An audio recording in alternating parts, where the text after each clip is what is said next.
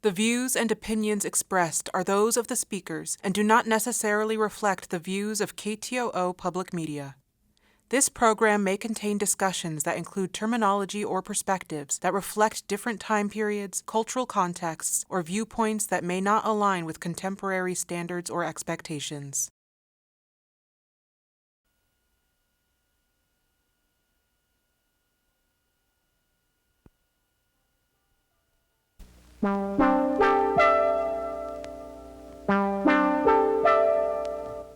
You're dealing with a big animal that isn't particularly bright.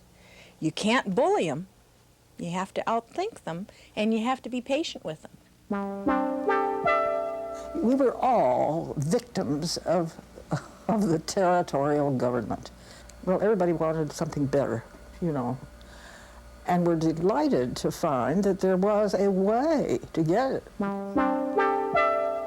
It's really a rather intricate and beautiful structure. It reminds me of a horizontal Eiffel Tower. I've often thought there was a certain resemblance to that.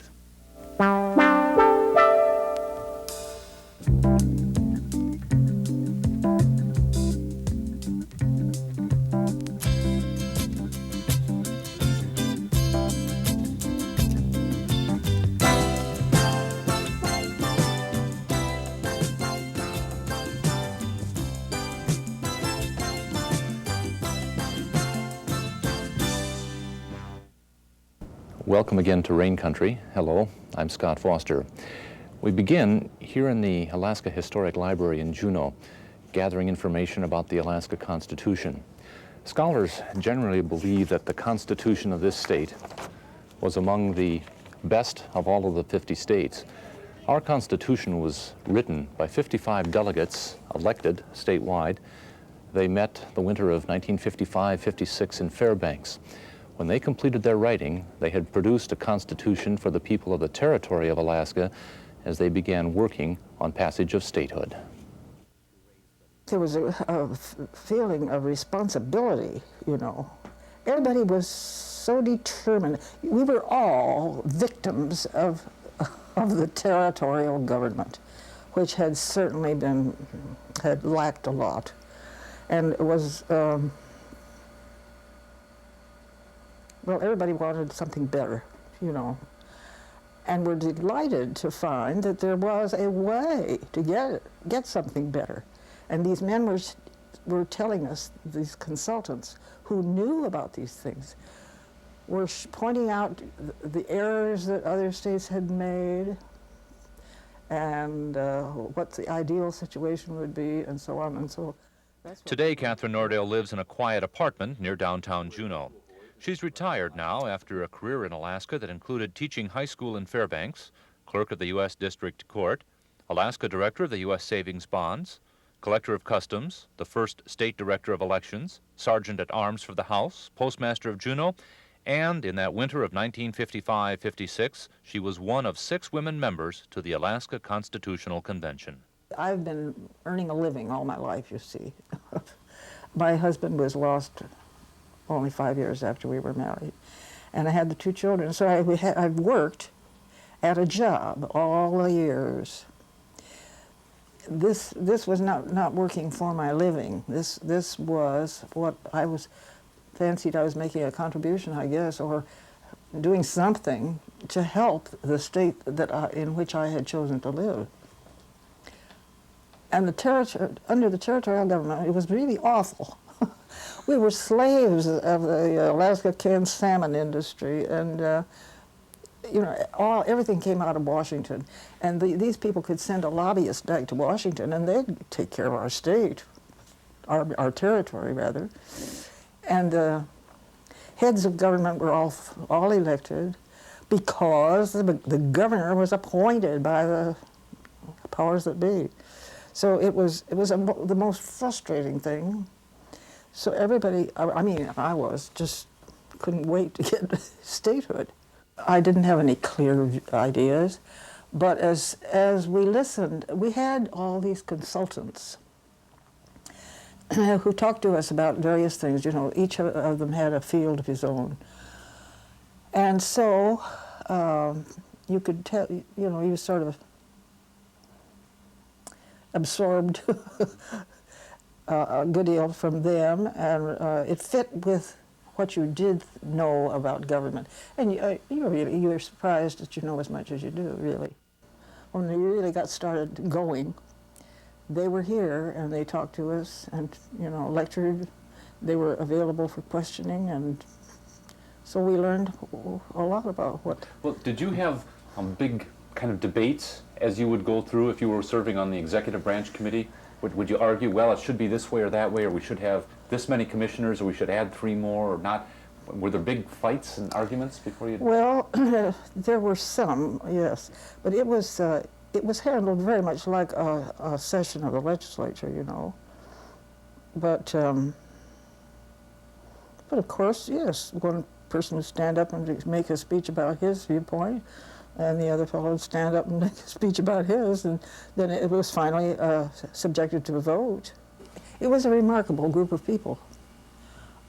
Pleasant company accepted. I mean, I'm not trying to brag, but it was really. There were just 2 or 3, perhaps, so maybe 4 or 5, old-time people who had come from the outside years ago, and they still thought that their state had the right kind of government. Can you recall some of the errors that you were able to avoid in writing the Alaska Constitution? Well, the electing of the Attorney General, for one, and was there a debate on that, or did some people want to have an elected Attorney General? Sure. There were some people who had come from other states where they elected their Attorney General, and, well, the people must make the decisions, and all this, forgetting that the governor has to be responsible.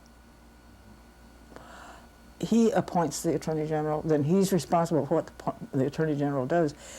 If the Attorney General is elected, he can do as he pleases. He can just work on a nice political career for himself, regardless of anybody else in the government.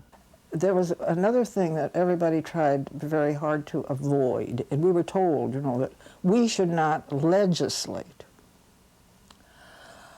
So there were the education people and the Fish and Wildlife people wanted a section, each one wanted a section in the Constitution dealing with his own particular field. And I recall the day that the man from the Fish and Wildlife Service came and spoke. And he was just, he acted just as if he were a delegate, He was just going to run the place. And Bill Egan, who was the president of the convention, and later was the governor, Bill got mad, finally. And he gave the gavel to someone else, to his assistant. And he stepped down from the dais, and he roasted that fellow. And it was just really remarkable. He didn't waste any words at all. He made every point that we were not going to give a special section of the Constitution to the Fish and Wildlife people, and that this man was totally out of order, stepping out onto the floor of the convention and making the speech that he did make. And then, of course, we had to deal with the education people, too, who felt, again, that they were entitled to have a section of the Constitution, which is not, that's absurd if you stop to think about it. You've got to have laws that can be changed from year to year. Can you kind of rank the importance of serving on the convention that wrote the Constitution compared with the other kind of highlights of your life, and place that in perspective as far as you're concerned? Well, it was fascinating. Is it your feeling now, after more than 25 years of the Constitution for the state, that you did a pretty good job? I think we did. I really think we did.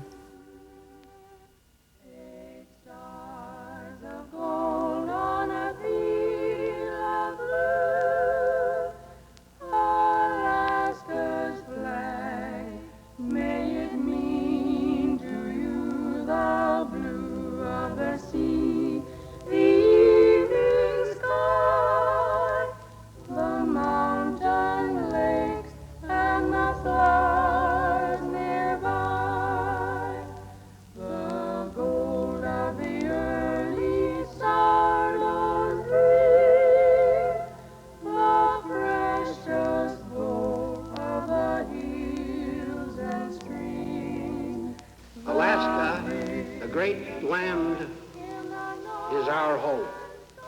So if we are going to assume a proper place in this order of states, it's going to require that each of us transcend these little differences that have caused so much friction and sometimes hard feelings in the past. It is just a little bit overwhelming to have such a rare privilege as to join at the moment of the creation of a new state. The many islands and waterways in southeast Alaska have meant that traditionally boats rather than cars have been the means of getting between our communities. There have been instances, however, where the combination of geography and population have meant a break with that tradition. This bridge between Juneau and Douglas is the most recent bridge tying together these two historic gold rush communities. It was gold that brought the white man north. Those shining pieces of metal, always a weakness for men, were seen in the jewelry of the Tlinkits. Soon it was discovered in most of the creeks. Some of the biggest finds were under Mount Roberts and in the lands south of Douglas. In a short time, this area was crawling with prospectors, all hoping for the big find. With the miners came all those who thought the way towards riches was to give the miners the services they needed for their daily living.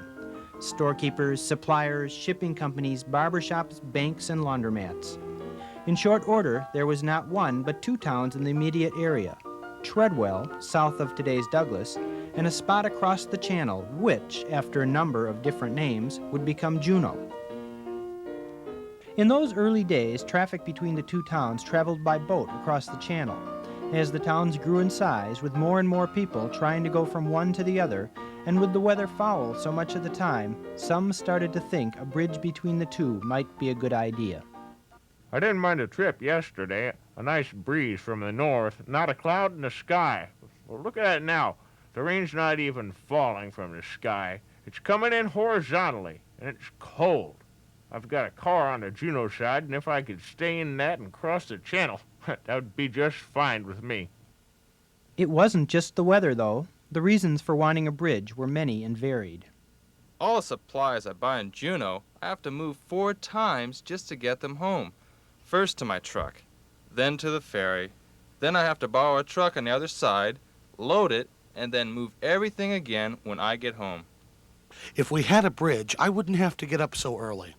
Sometimes I catch the ferry and I can be in Juneau in minutes, but other times I miss it or get there too early. I would rather drive and control my own schedule. Though the idea seemed to be backed by the majority, not all thought it was a good one. The last thing we need is a bridge. There's already too many cars here, and we sure don't want to encourage any more. Sometimes on cloudy days, they stink up both towns. Let the people walk and ride the ferries. It's worked just fine for a long time. Objections notwithstanding, plans moved ahead. Prior to 1915, the initial steps in the acquisition of money was well underway. 2 historical events brought plans to a screeching halt: the collapse of the Treadwell mine and the United States entering World War I. Government funds were diverted for the war effort. It took almost 20 additional years of work by the governments of Juneau and Douglas before the dream of a bridge was realized. 20 years of work, much done by one man, A.E. Getz, longtime mayor of Douglas. As he saw it, Douglas was in somewhat of a decline with much of the new mining work in the area and consequently much of the business for the shop owners going to the growing city of Juneau. He saw the bridge as a way to keep Douglas viable and prosperous. And so a bridge was built. On Monday, October 14th, 1935, the Daily Alaska Empire had this to report. The dream of over 20 years was realized Sunday afternoon when the $255,000 Douglas Steel Bridge connecting Douglas and Juneau was officially dedicated. The weather was perfect and the sun glistened on the steel girders of the bridge as the dedicatory ceremonies were held. From that day on, for the next 45 years, first hundreds and then thousands of cars a day streamed across the bridge. Although Douglas maintained its separate identity, most of the businesses did in fact move to Juneau. Those were some lean years for Douglas, but in time its population stabilized.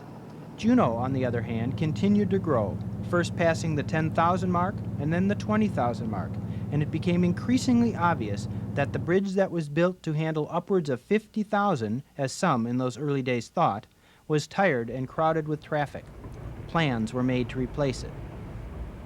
The last night before the construction equipment moved in for the start of the new bridge, the last night there would ever be an unobstructed view of the old bridge, saw a golden sky over Juneau. The sinking sun lit the girders from below with a golden glow, and the end of an era came into sight. Construction of the new bridge was to take 2 years. The work started with a bang, literally, as a pile driver went to work sinking pilings hundreds of feet deep into the Gastineau Channel mud. The sound of the daily pounding rang over the city for months as the pilings went deeper and deeper. Thousands of tons of concrete were poured over those pilings to form the base of the spans.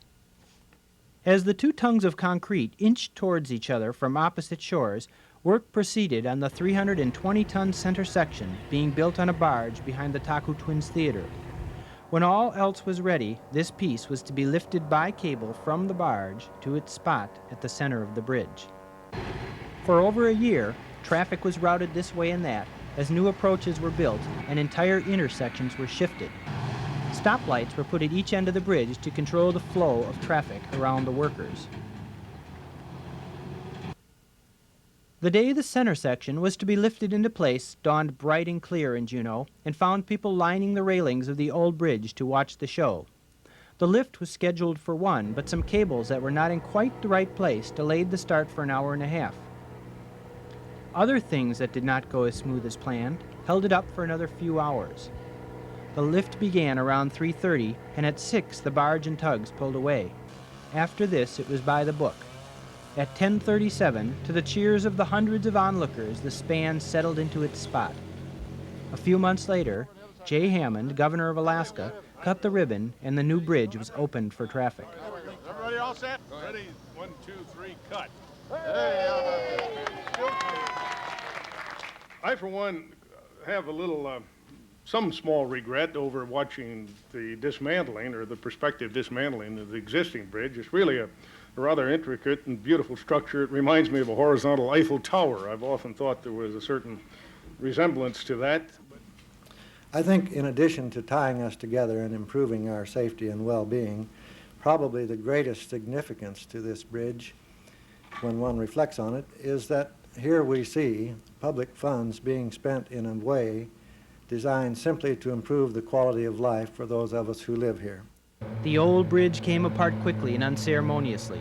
The plans to sell it to some other place that needed a bridge never came to pass.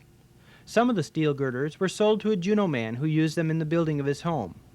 The center section sat for several years on pilings out Thane Road, and other parts of the bridge are stored here and there around the borough. Before the new bridge was even complete, questions were being raised as to whether it would meet the needs of Juneau and Douglas into the distant future. The general consensus is no. Already studies have been done on the feasibility of a North Douglas Channel crossing, but it's destined to be a controversial issue.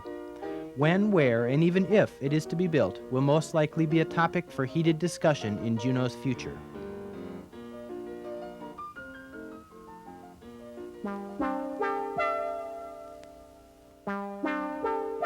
I'm Verna Yeltatsi Mason. I'm from Saxman. And what was your first question? If you could go anywhere in Southeast, where would you go and how would you get there? I'd probably come right back here to Sitka and I'd go on the jet. I'm visiting from Saxman. I came up to look over the preparations for the Alaska Day doings. I'm quite impressed and I'm coming back. I'm Susan Clark. I live in Sitka and I would probably go someplace around Sitka here in a boat. I'm Katie Smersich and I live in Sitka. And I'd like to go to Juneau because they got the malls down there. And I guess my favorite way of traveling is by airplane because you get there faster. I was Peter Kitka. Well, when I, a long time ago, asked myself, where would I like to retire? While I was still in the service yet, and I looked all over, including down here, up north. Find that Sitka's the place I would like to go. I was born and raised here. My name is Mary Son and I live in Sitka. And I guess I'd like to go down to Goddard by small float plane. That would be fun. How about you? My name's Hattie Penny. I'm from Sitka, and I'd probably like to go to Juneau by plane. My name's Bob Carlson. I live in Sitka, and it would be a toss-up between Tanakee and Elfin Cove. Tanakee by ferry, Elfin Cove, who knows? Well, my name is Patrick Inkster, and I'm from Elfin Cove, Alaska, and that's where I'd rather be. I'm Joyce Pearson, and I live in Sitka. I think if I had just a couple of days, I'd go to Ketchikan because I've never really spent any time there. And I go by ferry. People and horses. It's a team that goes back a long way. Horses have pulled our chariots and our plows. They've carried us across the continents and through the woods to grandmother's house. Since the invention of the gasoline engine, some might think that people have outgrown this long-time relationship. But around the world, people still have horses. And here in Southeast, people fight against rain and snow and wind and high expenses, all for the love of the horse. There is a saying that the outside of a horse is good for the inside of a man. And I think that qualifies women also. I can't tell you. I just know that when I am real tense and grouchy, Don will say to me, "Why don't you go ride your horse?" I love horses. If I couldn't even ride them, I would come up and look at them. And I often will come up here and sweep the floor and turn the horses loose and then lean on the railing and just watch them. I think they're just a wonderful, wonderful animal. And it's something that I can do by myself. My children will both agree. As small children, they had a mother who had no patience. None. I now have an incredible amount of patience, and it's been taught to me by the horses. Because you can't not be patient with them. You're dealing with a big animal that isn't particularly bright. You can't bully them. You have to outthink them, and you have to be patient with them.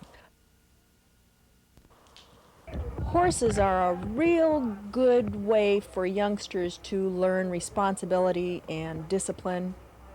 I think it's a big commitment because you're not dealing with an inanimate object. You're dealing with a horse, and they have to be fed at least twice a day, and they have to be cleaned, and they have to be cared for.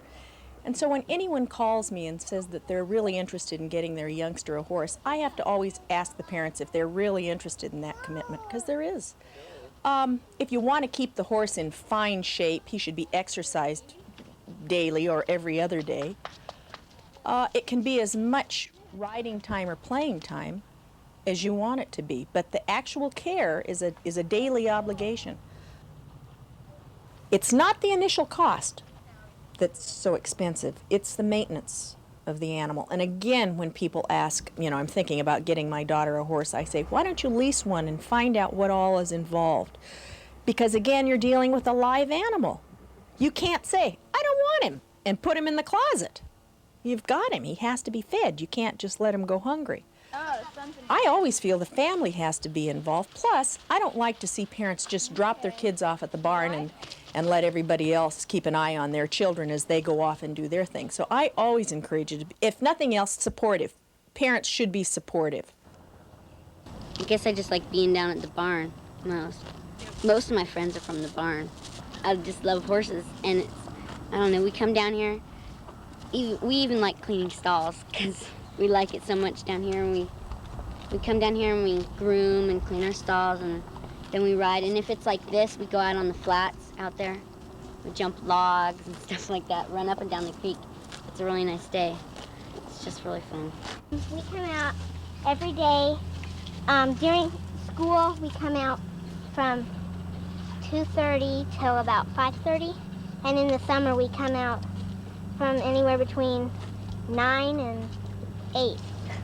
It's very expensive for hay here. It's about $16 a bale, and that's really expensive because down south it's like $3 for a bale of hay. So, and then the stall rent is about $125 a month, and it gets expensive. I'm never going to be a movie star. What do I like best? The play days. Going fast.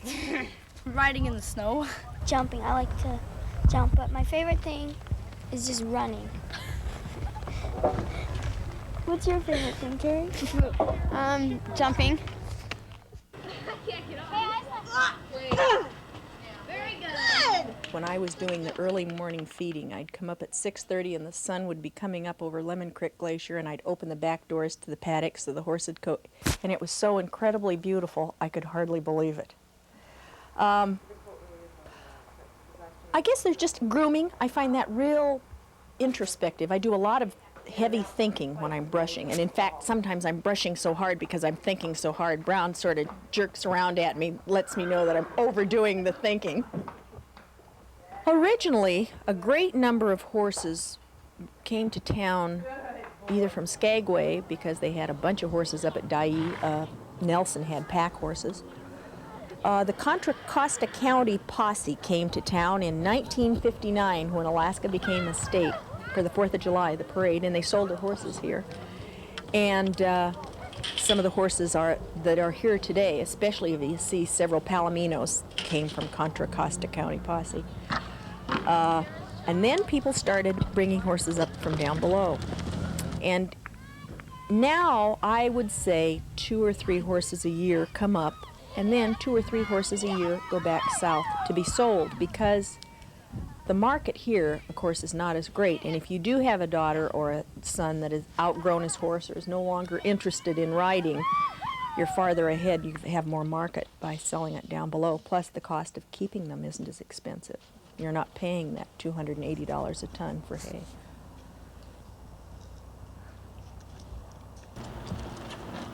What?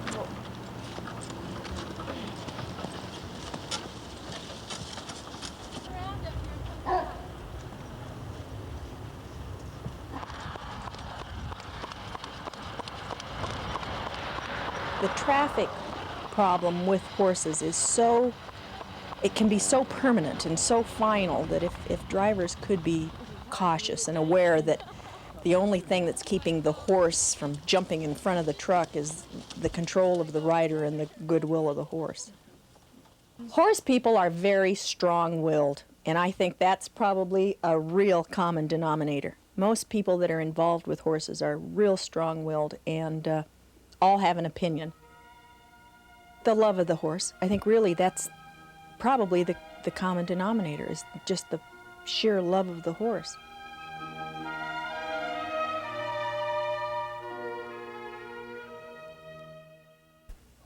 The origins of the Alaska Constitution, the history of the Juneau-Douglas Bridge, and the love of horses are just the latest chapters that make up Rain Country. Join us again next week when we'll add a few more pages of the faces, places, and activities that make up the good life in Southeast. Until then, I'm Scott Foster.